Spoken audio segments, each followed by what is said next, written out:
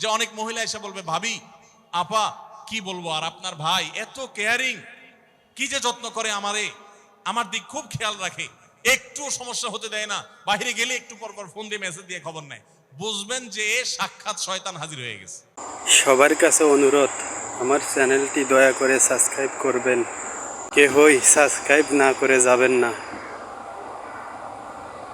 Please subscribe করুন।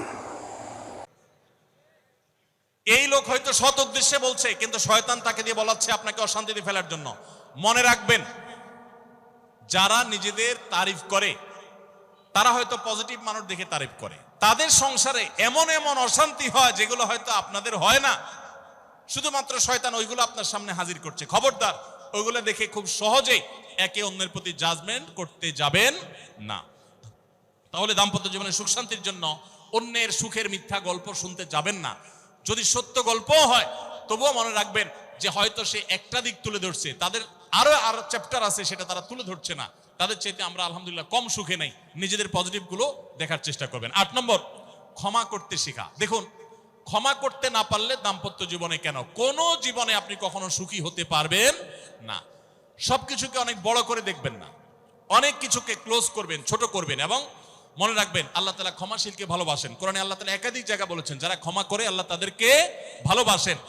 আপনি যদি বলেন যে কতবার ক্ষমা করব, যতবার আপনি আল্লাহর কাছে ক্ষমা আশা করেন, আপনি আপনার স্ত্রীকে, আপনি আপনার স্বামীকে, আপনার জীবন সঙ্গীকে, যে কোনো মানুষকে ততবার ক্ষমা করবেন। আপনি জীবনে একই পাপ কতবার করেন, আল্লাহ মাফ করবেন আশা করেন না?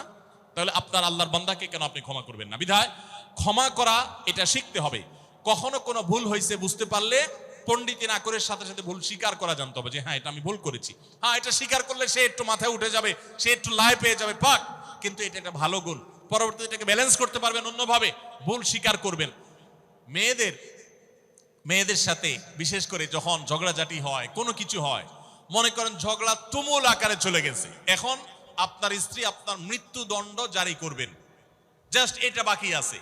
এই টাইমটাতে আপনি যদি চান যে এই রাগের পারদকে পাতাল থেকে মুহূর্তের ভিতরে, আমি আকাশ থেকে মুহূর্তের ভিতরে পাতালে নামায় আনবো, আগুনের সাথে সাথে পানি করব, একটা বুদ্ধি, একটা কাজ করবেন, সাথে সাথে পানি হয়ে যাবে। সেটা কি? এতক্ষণ যা তর্ক করছেন, এখন বলেন যে আসলে তুমি ঠিক বলছো, আমারটা ভুল, ব্যাস দেখবেন যে আগুন পানি হয়ে গেছে সাথে সাথে। তো ভুল স্বীকার করতে পারে, এটা শুধু স্বামীরা না, স্ত্রীদের ক্ষেত্রে একই কথা প্রযোজ্য। এটা অনেক বড় একটা গুণ, বিশেষ করে ক্ষমা করতে পারা। ক্ষমা করতে যারা পারে না তাদেরকে আল্লাহ ভালোবাসেন না। আল্লাহ তাআলা বলেছেন যে আল্লাহ তাআলা ক্ষমাশীল মানুষদেরকে ভালোবাসেন, বিধায় আমরা ক্ষমা করতে শিখবো ইনশাআল্লাহ। 9 নম্বর হলো, শয়তান যে সমস্ত জায়গাতে ধোঁকা দেয় এই জায়গাগুলোকে ক্লিয়ার রাখা। যেমন একটা পয়েন্ট বলি, স্বামী স্ত্রীর মধ্যে কিছু কিছু জিনিস প্রাইভেট থাকতে পারে। আপনার স্ত্রী আপনার শ্বশুর বাড়িতে ফোনে কথা বলেছে, কি বলেছে, আম্মা তোমার সাথে কি বলেছে, তোমার আব্বা কি বলেছে, তোমার ভাই কি বলেছে, ব্যক্তিগত বিষয়গুলো খুব বেশি খোঁচাখুচি করে জানতে যাবেন না। এগুলো জানতে গেলে অশান্তি হবে। এবং অনেক সময় দেখা যেতে পারে কোনো কিছু দেখে আপনার সন্দেহ হয়েছে, তাহলে এটা পেটের ভিতর রাখবেন না। আবার খারাপভাবে উপস্থাপন না করে সুন্দরভাবে উপস্থাপন করুন যে আমার কাছে এরকম মনে হয়েছে, তাতে সাময়িক ঝগড়া হোক, কিন্তু আপনি ক্লিয়ার হয়ে যাবেন এবং নিজেদের মধ্যে কোনো ঝামেলা থাকবে না। শয়তান বিশেষ করে ওয়াসওয়াসা, কুমন্ত্রণা, সন্দেহের রোগ দিয়া দাম্পত্য জীবনে সবচেয়ে বেশি অশান্তি তৈরি করে। এজন্য সন্দেহকে কোনো স্থান দিবেন না। যখনই সন্দেহ আসবে বুঝবেন যে শয়তান এটা সৃষ্টি করছে। সর্বশেষ 10 নম্বর হলো, শাসন করার যদি কখনো দরকার হয়, স্বামী হোক আর স্ত্রী হোক বা সাধারণ মানুষের ক্ষেত্রে এটা প্রযোজ্য, রাগের মাথায় কখনো শাসন করবেন না। শাসন করতে হলে মাথা গরম হয়ে গেছে একটু সবর করবেন, ঠান্ডা মাথায়, শীতল মাথায় তারপরে শাসন করবেন। যখন রাগ উঠছে তখন কিছু বলতে যাবেন না। আপনার রাগ উঠছে আজকে, আপনি নিয়ত করেন আগামী 24 ঘন্টা পর এটার আমি বিচার করব, একটা বিহিত করব, এটার আমি কিছু একটা করে ছাড়বো। 24 ঘন্টা টাইম নেন, ইনশাআল্লাহ আপনি নিশ্চিত থাকেন 24 ঘন্টা পর যদি আপনি এটা নিয়ে বসেন, তাহলে আপনার এই বসাটা অনেক বেশি হবে ন্যায়সঙ্গত। এটাতে কোনো প্রকার সীমালঙ্ঘন থাকবে না, রাগের চোটে অন্যায় আচরণ হবে না, জুলুম হবে না, বাড়াবাড়ি হবে না, যথাযথ শাসন হবে। যে কোনো মানুষের ক্ষেত্রে এটা প্রযোজ্য। আপনার একটা ছেলে এমন কোন অন্যায় কাজ করছে, আপনি এখন তাকে মাথা হট হয়ে গেছে, এখন শাসন করতে গেলে জুলুম হয়ে যেতে পারে, একটু সবর করেন, সময় নেন, দেখবেন রাগটা প্রশমিত হয়ে লেভেলে চলে আসছে। এরপরে যদি শাসন করেন দেখবেন জুলুম হবে না। তো স্বামী স্ত্রী উভয়ের ক্ষেত্রে একই কথা প্রযোজ্য।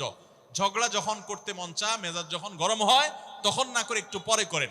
আমি সৌদি আরবে প্রবাসে যখন ছিলাম আমি দেখেছি অনেক বাংলাদেশি ভাইরা তখন নেটের এত বেশি প্রচলন ছিল না, তারা মোবাইলে একটার পর একটা কার্ড রিচার্জ করতো 50 রিয়াল 100 রিয়াল দিয়া। কেন?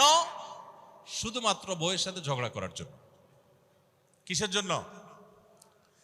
কারণ কথা বলতেছে, মনে করেন কোন একটা বিষয় নিয়ে তুমুল বিশ্বযুদ্ধ বেঁধে গেছে দুজনের, এখন এই পাশ থেকে ওই পাশ থেকে কথা চালাচালি ঝগড়াঝাটি চলতেছে, চিল্লানি চেঁচামেচি, হঠাৎ করে লাইন কেটে গেছে, ব্যালেন্স শেষ, দৌড় দিয়ে চলে গেছে দোকানে, এই তাড়াতাড়ি একটা কার্ড দেন ভাই, তাড়াতাড়ি রিচার্জ করতেছে। কেন? তাকে এখন কি করতে হবে? অসমাপ্ত ঝগড়ার সেকেন্ড ইনিংস শেষ করতে হবে। আবার কার্ড শেষ হয়ে যাচ্ছে, ইনিংস ঘোষণা হয়ে গেছে, আবার যায় সে কার্ড রিচার্জ করে থার্ড ইনিংসে ঝগড়া করছে। কত বড় বেকুব চিন্তা করে, কত বড় নির্বুদ্ধিতা। এই ঝগড়াটা স্বামী স্ত্রী যদি দুই জায়গায় থাকেন, ফোনে যদি ঝগড়া হয়, আমি বুদ্ধি দেই যে ফোনটা যখনই দেখলেন যে ঝগড়া শুরু হয়ে গেছে তখন সাথে সাথে মোবাইলটা অফ করে ফেলান, অফ করে 3 দিন মাত্র রাখেন, অন্য একটা নাম্বার বাটন ফোন দিয়ে আপাতত অফিসের কাজ কাম ছাড়েন, আর বউয়ের সাথে যোগাযোগের নাম্বারটা 3 দিনের জন্য বন্ধ রাখেন। 3 দিন পরে মোবাইলটা আস্তে করে ওপেন করেন। এবার নিয়তি করেন যে ঝগড়া এটাই হবে, বউরে বলবেন দেখো তোমার সাথে ঝগড়া এখানে এই পর্যন্ত থামতেছে, আমরা এখান থেকে আবার শুরু করবো ইনশাল্লাহ 3 দিন পর। 3 দিনের বিরতি দিচ্ছি, যুদ্ধবিরতি। 3 দিন পরে যদি শুরু করেন, আমি তো দায়িত্ব নিয়ে বলতে পারি, লিখিত দিতে পারি আপনাকে, 3 দিনের পর যখন আবার নতুন করে শুরু করবেন ইনশাআল্লাহ দেখবেন আগের ঝগড়ার যে দুইজনের একজনেরও আর কিছুই নেই। এখন বউরে যদি বলেন 3 দিন পরে ফোন দিয়া বলেন হ্যাঁ বলো তুমি জানি কি বলতেছিলা, দেখবেন যে আর কথা খুঁজে পায় না। আর আপনিও যদি বলেন যে হ্যাঁ আমি জানি কি বলতেছিলাম, দেখবেন এখন ঝগড়া করে জুত পাবেন না, গিয়ার একেবারে নরমালে চলে আসছে। এই জন্য ভাইরা রাগ যখন হয় ওই টাইমটাতে ঝগড়াঝাটি করতে হয় না, তাহলে সেক্ষেত্রে দাম্পত্য জীবনে অশান্তি থেকে অনেকখানি বাঁচা যায়। যে ঠিক আছে আমরা ঝগড়া করব, এই বিষয়ে আমরা এখন কথা বলবো না, কালকে কথা বলবো, একটু অপেক্ষা করেন, উভয়ের জন্য সেখানে কল্যাণ থাকবে। আল্লাহ তাআলা আমাদের সবাইকে এসব বিষয়গুলোকে দেখে মেনে চলার তৌফিক দান। চাইলে একটি লাইক দিয়ে ফেসবুকে দেখে থাকলে ফলো করুন। আমাদের চ্যানেলটি সাবস্ক্রাইব করে পাশে থাকা বেল বাটনটি অন করে দিন।